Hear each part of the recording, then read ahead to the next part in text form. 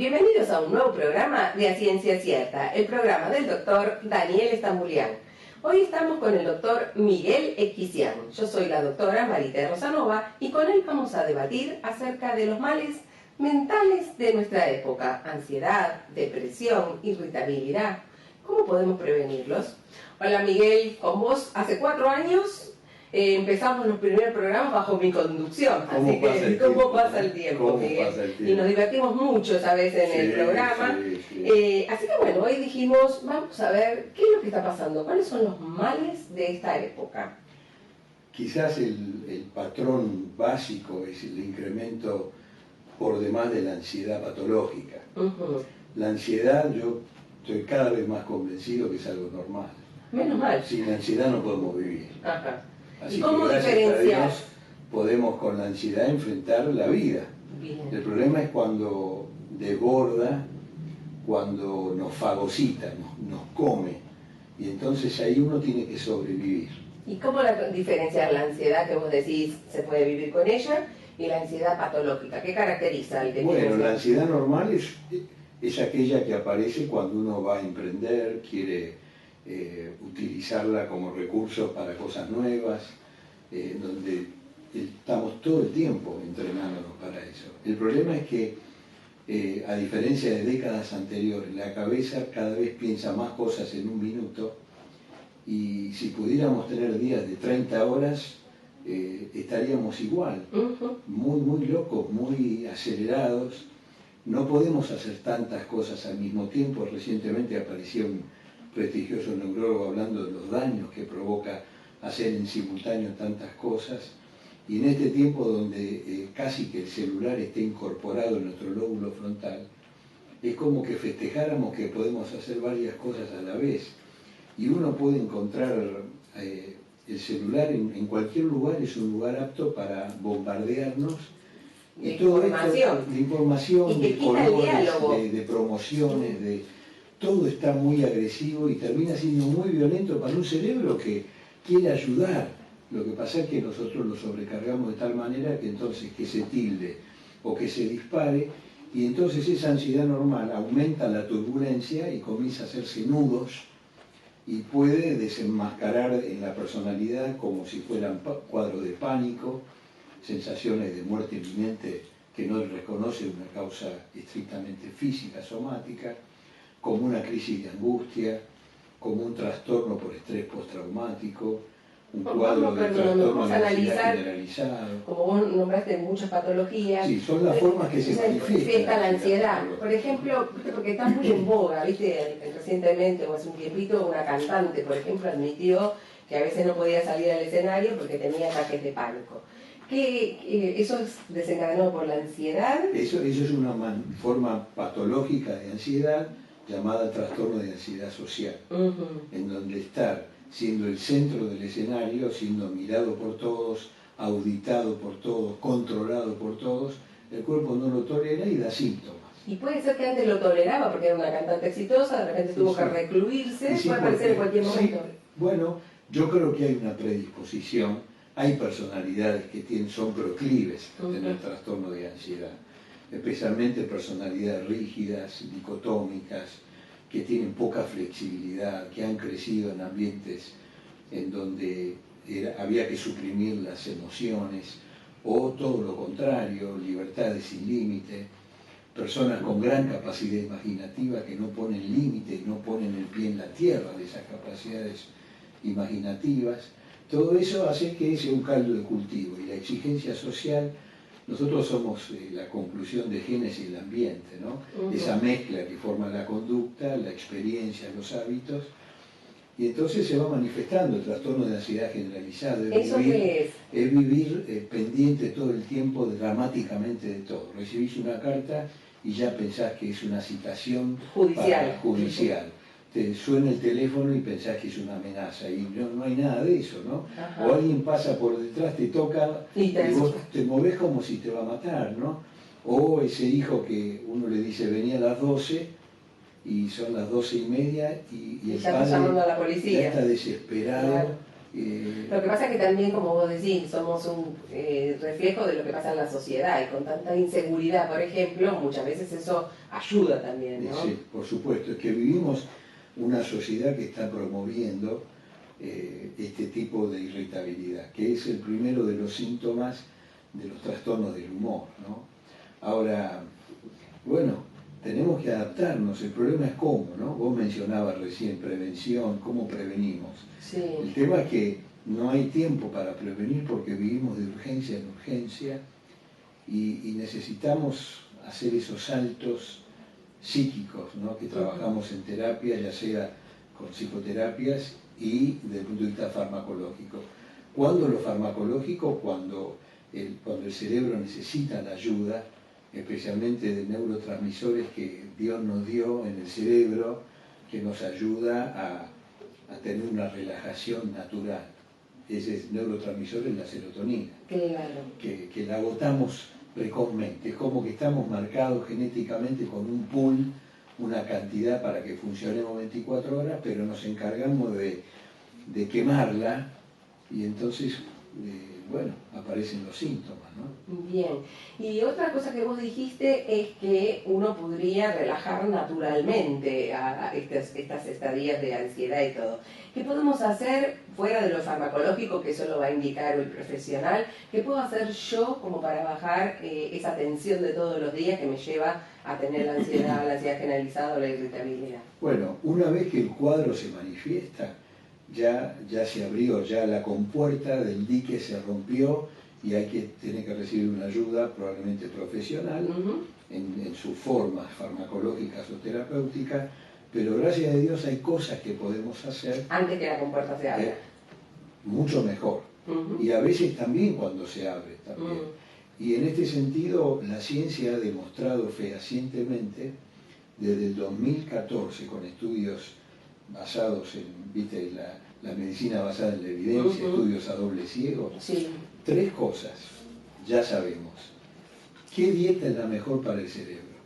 La mediterránea. La dieta mediterránea. Supera ¿Eso a la qué es para japonesa. la gente? Claro. La dieta mediterránea, yo venía de Panamá con esta noticia y le decía a mi mamá que era viuda. Le dije, mami, ¿sabes cuál es la mejor dieta? Y le dije, la mediterránea. Y mi mamá, muy cristiana, me decía, es la dieta de Jesús. No sabía. Con una simpleza increíble. Y tiene razón. Mucho pescado, verduras, legumbres, aceite de oliva, frutas secas, muy poquita carne, 1 o 2 veces por semana. Y ya eso es muy sanador para la oxigenación del cerebro y especialmente el cerebro sometido a la extensión. Estamos hablando de un área del cerebro que se llama cerebro límbico, ¿no? A nivel de dieta, entonces esa es la mejor. La nuestra es la hiperproteica, que es todo lo contrario. Todo lo contrario. Sí, bueno, eso lo podemos modificar, son hábitos que uno podría llegar a modificar, que hay que incorporar. Eso es bueno. Lo otro es el saber que ya lo hacíamos, ya sabíamos en la década del 80 que el sedentarismo es malo. Después supimos que la actividad física es buena y especialmente la aeróbica. Y claro, la industria empezó a sacar un montón de actividades aeróbicas, hasta que en el 2010 empieza a ser estudiado seriamente con los distintos aparatos, ¿viste? Esos llame ya, desde eso hasta un montón de actividades, y la conclusión es devastadora, como para que nadie diga que no se puede. Caminar 45 minutos diarios, yo digo sin mirar vidrieras, ¿no? O sea, al ritmo que uno sea, pero parejito. Eso es muy bueno. Y tal vez no necesitas ni siquiera gastar en un... No, a veces por pueden supuesto. decir, no, con mis problemas económicos no puedo ir a un gimnasio. No hace falta. Eso levanta los niveles de endorfinas y de serotonina. Idealmente en plazas o lugares verdes, ¿no? Sí, por supuesto. Y la tercera cosa, que también cuando el jefe americano lo presentaba un hombre mayor, él pedía permiso porque tenía que hablar de un tema que no era especialista él. Pero la ciencia demostraba que la espiritualidad hace bien al cerebro, hace bien a la relajación. Y yo estaba sentado escuchando eso y yo daba gracias a Dios por haber recibido de mis abuelos y de mis padres esa línea de fe que te invita a descansar. Lo que pasa es que un día hay que apropiarla, si no la tenés como una religión. y en algunos casos hasta pasa a ser patológico, el fanatismo, el sacramentalismo, los rituales. Todo eso más de una vez son expresión mal manejada de la ansiedad, donde genera más ansiedad. ¿Cómo sería eso? Y bueno, el doctor explicaba, mostraba, por supuesto éramos 500 psiquiatras, y él mostraba una Biblia abierta con una capilla protestante, ¿no? Con la cruz. Después mostraba, porque claro, se habla de la espiritualidad, ¿no? Mostraba el Islam, mostraba diferentes líneas espirituales que el ser humano necesita porque somos espíritu, neuma, psique, mente y soma, cuerpo, en un ambiente. Entonces cuando nosotros no aprendemos a dirigir lo espiritual, estamos equivocándonos. De niños tenemos lo espiritual, la fe la tenemos. El niño nacemos con fe. Emmanuel Kant demostró, este gran filósofo, que tenemos todos fe. Por eso algunos dicen, qué suerte vos que tenés fe. No, todos tenemos. El tema es cómo la dirigimos. Si la dirigimos a la política, así Rosas era mejor que Sarmiento, así un sistema económico u otro. Ahí usamos la fe para recursos que son terrenales y nos desconectamos. A propósito, ahora venimos de Pascua, ¿no? Que es un mensaje tan necesario para la sociedad, ¿no es cierto? Y quienes estamos vinculados con la comunidad de fe, vemos lo maravilloso que es cuando uno puede aprender a descansar, en este caso en Dios, siguiendo el modelo que en Pascua pudimos ver, ¿no? De Jesucristo, y vemos qué bien que hace. Lo que pasa es que me tengo que apropiar de eso, no desde lo ritual o religioso, sino desde la esencia que son esas palabras y esas promesas y esos libros. Me decía un paciente el otro día, la verdad dice, yo tengo 60 años y nunca leí la Biblia, y sabía de Manuel Kant, sabía de Víctor Frankl, de Freud, y dice, no me puedo morir sin saber. Yo le dije, lo felicito, acérquese, porque si no incorporamos las cosas no nos sirve. Claro. Esto desde el punto de vista espiritual. Ahora, las tres cosas hacen muy bien. Es decir, serían dieta, ejercicio y la espiritualidad. Esto bien dirigida es como que podría evitar esto de la apertura de las compuertas. Cuando hablaba este hombre decía la importancia de pedir perdón y de perdonar, ¿no? Francisco... Me vas a tener que perdonar porque tenemos que ir a un cortecito y ya llegamos, seguimos con esto. Con gusto. Hemos concluido este primer bloque de A Ciencia Cierta. Volvemos en un ratito. No nos abandonen, que ya volvemos.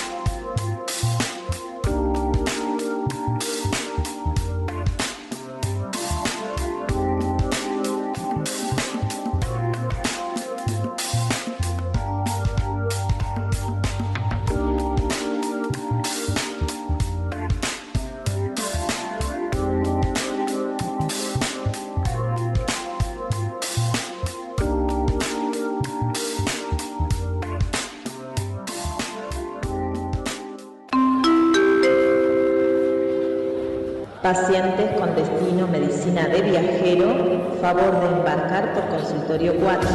Muchas gracias.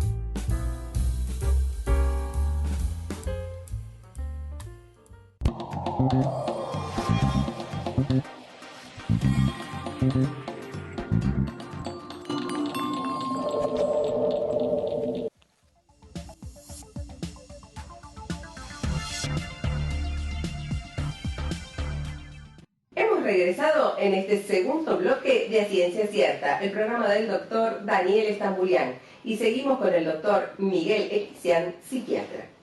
Te había pedido entonces perdón porque teníamos que ir a un corte y vos hablabas del perdón como muy importante también para la disminución de los trastornos mentales. Sí, en realidad es la actitud no omnipotente en las relaciones vinculares. Y yo, a propósito de la pérdida del Papa Francisco, que aparecen un montón de mensajes de él, ¿no? La importancia de perdonar y de pedir perdón. Somos humanos. Y de valorar a la gente mientras vive, porque ahora estamos todos llorando al Papa Francisco, sí, pero cuando vivía, sí, tal vez no apreciamos la magnitud sí, de lo que él significaba, ¿no? Sí. Y pasa con todos. Sí, sí, y la importancia de este profesor americano nos enseñaba, ¿no? Un hombre mayor, hablaba que los que se mueren con fe mueren más tranquilos, sufren menos el dolor. Bueno, son todos beneficios de la fe como sinónimo de confianza, de descanso, de relajación, que es lo que, tomando esta actitud, es interesante porque se correlaciona con lo biológico, baja el cortisol. Ajá. Al bajar el cortisol, la amígdala cerebral disminuye la actividad, que es la amígdala la que hace que estemos tensos y irritables, y de ahí a la violencia, a la agresividad, que es lo que estamos viendo ahora, ¿no? Todo el tiempo con agresividad, sí, pero en todo sentido, ¿no? Sí, vos ponés los noticieros y ves que porque te tocaron el auto ya prácticamente lo mató. Sí, sí, es como muy complicado. Sí, y nos toca a todos en mayor o menor medida, ¿no? Y los lugares de trabajo. Y encima lo contrarrestamos equivocándonos, refugiándonos en los juegos, en las conductas adictivas. Yo hace poco vengo de un centro de entrenamiento donde fuimos con un colega que es especialista en comunicación. Yo hablaba de adicciones y él sobre la comunicación y el tema de las pantallas, ¿no?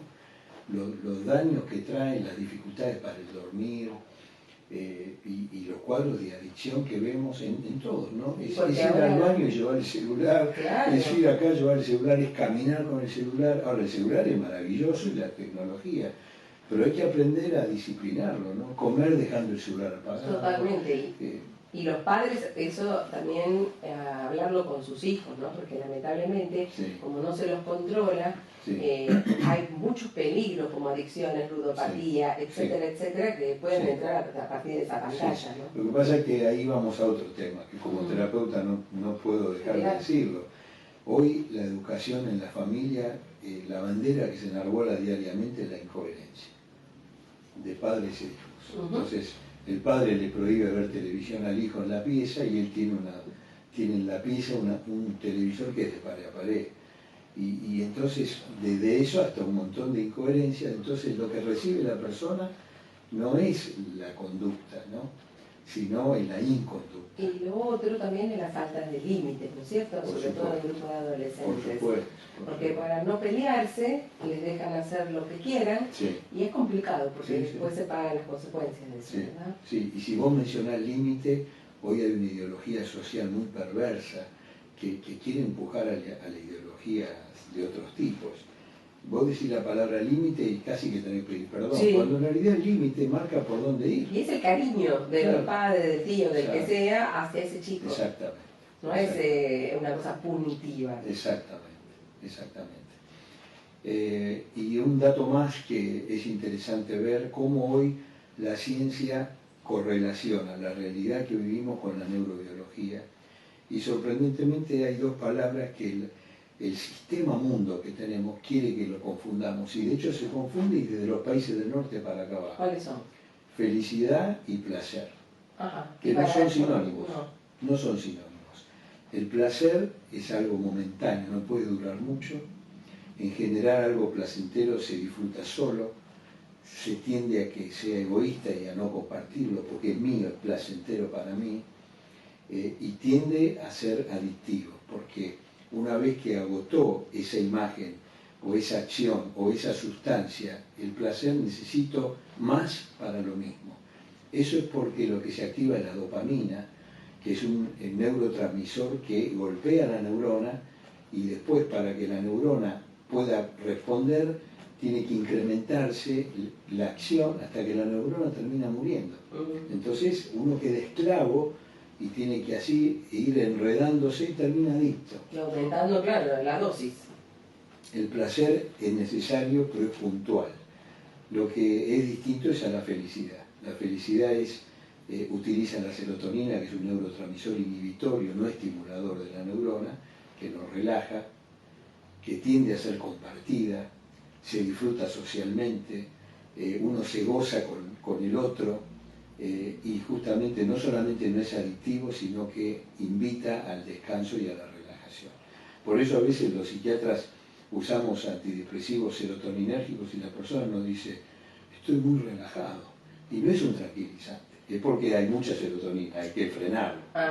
¿No? En fin, pero ahora vivimos una sociedad que quiere que vivamos estimulados para que todo sea placer, y eso es ficticio. Sí, las propagandas, todo te hacen. Uno puede estar pasando un dolor, pero tener gozo, y puede tener felicidad aunque pase por algo estrecho. Nos pasa que a veces vamos a visitar a pacientes, a enfermitos, y uno va con el dolor de no tener palabras, y uno va y ve a la persona con fe, te da un mensaje de esperanza a vos, te agradece como médico, y uno dice, sale y dice, qué increíble Dios, este hombre, esta mujer, qué fuerza que tienen. Con lo grave situación que está pasando. No sé si te ha pasado, pero sí, es impresionante, ¿no? Y por eso es tan sí, lindo. las madres resilientes frente al gran dolor que son las enfermedades de sus hijos, ¿no? Bueno, eso es tremendo y uno ve cómo responden, ¿no? Tal cual. Así que esa es la realidad que tenemos. Ahora, vos sabés bien que nosotros trabajamos en 3 formas: prevención, curación y rehabilitación. Prevenir es todo lo que estuvimos hablando, acercarnos a los valores absolutos que la sociedad necesita familiarmente, ese tiempo comunicacional maravilloso que debe ser padre con madre, con hijos. Sí, que se ha dejado también, ¿no? Porque cuando los padres crecen, los hijos forman familias aparte y ya casi ni se ocupan. Y corriendo todo el tiempo, ¿no? En donde eso debe recuperarse de alguna manera, después sale más caro. Me decía un paciente el otro día al final, dice, yo quise ahorrar plata y ahora se la estoy gastando con usted, me dice. Y yo digo, me tiene que pagar, yo trabajo de esto. Pero cuando uno invierte los valores, siempre termina siendo más caro. Totalmente. Entonces, prevención a nivel comunicacional, familiar, individual. Si no me ocupo yo de mi cuerpo, ¿quién se va a ocupar? Me tengo que cuidar yo, pensando en toda la actividad física, ¿cierto? Sí. Hay gente que se deja para lo último, ¿no? Sí, que sí. Eso por eso también se posterga. Exactamente. Sí. La curación es la otra instancia en la salud. Si necesito ayuda, tengo que pedir ayuda. Yo siempre digo, a mí me dicen, ¿a quién hay que derivar? ¿No? En el ambiente donde uno se mueve, nosotros trabajamos en la comunidad, mucho, con los recursos de la fe, y trabajamos con poblaciones de personas en donde vemos cambios tan lindos, y a veces tenemos que derivar. Y nosotros decimos, vaya a su médico clínico, porque a veces se va al psicólogo, y no es que tenga nada con el psicólogo, yo ejerzo la psicoterapia, pero el psicólogo que no conoce la neurona y el dolor, y no es psicólogo clínico, no se formó en el hospital, se queda en la palabra muchas veces y demora para derivarlo al clínico o al psiquiatra. Entonces, ir al médico de cabecera. El médico de cabecera va a pedir hormonas, cortisol, hormonas tiroides, electrosedimentación, una rutina general. Sí, y él va a decir, vaya a este o al otro. Claro. Y ahora también, lamentablemente, con los pagos, mal pagos que están muchas veces los médicos, se ha disminuido también la escucha a ese paciente, ¿no es cierto? Porque se les otorga poco tiempo. Sí. Y como vos decís, es importante conocer qué es lo que le está pasando a ese paciente como para poder darle la mejor solución. Sí, me gustó una vez, escuché la palabra, el paciente es padeciente. Eso te digo. Y lo primero terapéutico es la escucha, ¿no? Y cuando eso se hace cortito... Porque a veces alguien te dice, ni me tocó, ni me habló, 2 minutos y me pidió toda una lista de, digamos, de estudios y no sale conforme. Hace poco yo recibí a una persona de 50 y pico, obeso, sedentario, que venía de una guardia con el diagnóstico, vaya a un psiquiatra, está con ataque de pánico. Y yo, hablando con él, le pregunté cómo era el Angor. El dolor de pecho. El dolor de pecho. Le tomé la presión. Tenía 190, 110. Yo mis primeros 2 años, hace 38, hice unidad coronaria. Y viste, aprendí eso y siempre doy gracias a Dios porque más de una vez me sacó. Mira, que estaba hipertenso para la gente. Estaba hipertenso, estaba con Angor, dolor de pecho, y estaba con doble producto, es decir, la frecuencia alta, la presión alta, lo mandé a la guardia y a la 1 de la mañana me llama la mujer, me dice, doctor, gracias, estaba haciendo un infarto. Y lo habían derivado. Me salvaste la vida. De la guardia lo habían derivado a que vaya un psiquiatra por ataque de pánico. Pero creo que debe ser la excepción de los psiquiatras que toman la presión a sus pacientes. Sí, pero nosotros lo tenemos que tener porque a veces damos medicamentos que hay que controlar. Que controlar. Pero la parte de la curación, cuando hace falta el profesional, es bienvenido, la ciencia es muy buena. En Buenos Aires tenemos buenos profesionales, tenemos de todo, pero en general, y los hospitales hay buenos profesionales, y también de lo particular también. Y la rehabilitación, hay que entender, muchas veces la gente pregunta, ¿me voy a curar de esto? ¿No? De los trastornos de ansiedad. Claro. Y uno lo que le dice, mire, hay un 10% que va a empeorar, y hay un 80-85% que mejora. De eso la mitad, a los 6 a 2 años, anda bien. Entonces dicen, doctor, yo quiero ser como antes. Y uno le dice, no, como antes no, tiene que ser mejor. Claro, para evitar caer de nuevo, claro. Entonces uno trabaja con estas ideas y lo que hacemos es generar esperanza. Y más de una vez hay que invitar a algún miembro de la familia que ayude. Eso te iba a preguntar, por ejemplo, si vos tenés un familiar que tiene un ataque de pánico, ¿cómo le podés ayudar? Me pasó el otro día, por ejemplo, una secretaria mía que me dijo, me está agarrando un ataque de pánico. Y yo la verdad que me agarró todo ataque de pánico, pero no sabía mucho qué hacer. Entonces, ¿qué recomendás vos para...? Porque sé que hay que tranquilizarlos, eso, pero ¿qué otras cosas más podemos hacer? A mí me pasó una vez, subiendo un avión, había uno que me di cuenta que porque se demoraba el vuelo, y vi que tomó algo, y entonces me acerqué y le empecé a preguntar, le empecé a cambiarlo de tema, entenderlo, no forzarlo, no decirle lo que él ya sabe, y eso probablemente lo cambie. Hay ejercicios muy buenos, respirar hondo, inhalar, exhalar, que ya ese movimiento es relajador. Bien. Pero eso solo no alcanza. Bien. Muchísimas gracias, Miguel, porque para que no le haga ataque de ansiedad a mi productor tenemos que terminar. Bueno, así que muchísimas gracias y te vamos a volver a invitar. Bueno, gracias. Hemos concluido este brillante programa de A Ciencia Cierta. Nos vemos en un próximo capítulo del programa del doctor Daniel Estambulián. Hasta la próxima.